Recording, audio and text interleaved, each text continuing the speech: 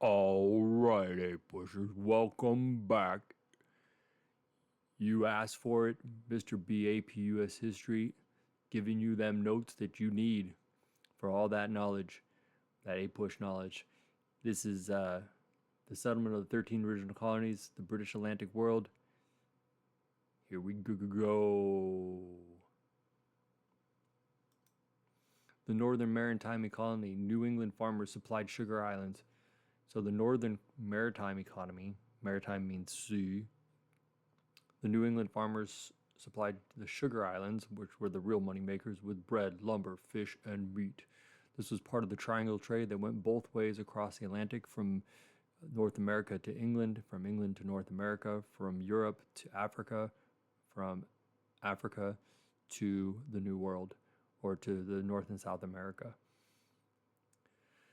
It results in the first merchant fortunes of America and urban industries. Urban means cities such as shipbuilding, distilling, and distilling. Urbanization. Urbanization means the growth of cities. Big cities grew up in the colonies such as Boston, Massachusetts, New York, Charleston, South Carolina, and Philadelphia, Pennsylvania. Urban society. Wealthy merchants dominate urban society. Artisans, shopkeepers, and skilled workers make up the middle class, and the laboring or working unskilled laborers, are on the bottom. That is the Northern Maritime economy for the northern and middle colonies. The rise of colonial assemblies, the new politics of empire. Legislatures refused to pay the salary of royal governors and took control of taxation and appointments. They were led by colonial elites, which were run by notables. And notables are men of wealth and status from influential families. The British followed a colonial policy called salutary neglect after the Glorious Revolution that allowed for the rise of American self-government and really relaxed supervision of internal colonial affairs as long as the trade and import duties or taxes continued. This was the policy of salutary neglect or benign neglect. Protecting the mercantile system. Mercantilism, the concept of a country exporting more than it imports to generate wealth and power. The colony's purpose of existence, so to speak. To protect that, the British Crown sets up the colony of Georgia in 1732, which was created as a buffer colony to protect South Carolina from Spanish Florida, because at the time Spain owed Florida, and as a refuge for the British poor who were in debt and got put in prison for can't paying their taxes. The proximity of the Spanish and the British competing for colonial property leads to the War of Jenkin Ears, which is an interesting war started over someone getting their ear cut off. But it became part of the War for Austrian Succession, which is not here or there. You'll never need to know that. Mercantilism in the American colonies. Colonies were prohibited from manufacturing by British law, so they were supposed to be raw materials only and no manufacturing. This was to make sure that they had to buy all their manufactured products from England because of the mercantile system. The colonists traded with France and Spain, the enemies of England. This was known as smuggling to get the best deal. Mercantilism drained the colonies of their currency as they kept having to send gold and silver to England, and there was no way to get that money back. Land banks and paper currency led to the Currency Act of 1751, where England said that the colonists were no longer allowed to pay off their private debt with printed money. They would have to use hard currency. All right, we're switching to growth, diversity, and conflict, the settlement of the 13 original colonies of the French Indian War. We're going to talk a little bit about the setup of the colonies. New England's freehold society. Farm families or yeoman farmers. The role of women. Husbands were the heads of the household. Yeoman farmers had to produce everything that they needed. So yeoman farmers are subsistence agriculture, which means they grow just enough food for their family to survive and nothing else.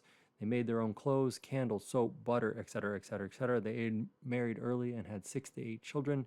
Women gave up all their property rights when they got married. Farm property, inheritance. Land ownership is part of the American dream, as more and more people came to America and their primary occupation was farming. Farmers need to have land, and cheap land became part of the American dream. They still had arranged marriages early in colonial times, although we're going to see that's going to change later on um, as as it progresses. The Freehold Society in crisis, rapid natural increase equals a population boom.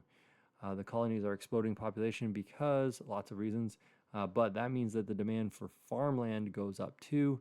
They're forced to use the land better because New England only has so much land, which means that they changed from growing grain to a livestock economy and developed household modes of production in which families swap labor and goods. It's still a moneyless economy and still yeoman farmers. Diversity in the middle colonies. The middle colonies are New York, New Jersey, and Pennsylvania, and also Delaware, but we're not talking about that. Economic growth, opportunity, and conflict. Previous home to New Netherlands and New Sweden, the middle colonies were ethnically diverse. They had cheap land, and there was prosperity, which encouraged settlement. New York had tenant farming. Tenant farming is not like yeoman farming. Tenant farming is where the farmers don't actually own the land. They're tenants, and they pay rent to work the land, and they pay it to the landlords. Quaker colonies. The Quaker colonies need more land, which led to the Walking Purchase of 1737, a land fraud that cheated natives out of 1 million acres of land. It increased immigration to Pennsylvania, but ruined the early positive relationships with the neighboring natives, the Delaware and the Shawnee. There were more landless people than in the northern colonies because the northern colonies were very equal, and they were very purposeful in setting up their colonies to make sure that everyone had a plot of land and access to cow pastures, et cetera, et cetera, et cetera. But the middle colonies were culturally diverse, way more diverse than the northern colonies or New England. Immigrants attempted to keep their religions and cultures. This included Anglicans, Baptists, Quakers, Scots-Irish, Presbyterians, Catholics. Germans moved in large numbers to Pennsylvania for religious freedom. They became known as Mennonites, and they also came for economic opportunity. Scots-Irish came for the same reasons, including religious toleration. There was a balance of power between the Germans and the Scots-Irish Quakers. Yeah. And there we have it, students. A-pushers. We made it to the end. I hope you enjoyed it. Make sure you like, subscribe, add, post your comments. Until next time, Mr. B, AP US History, signing out.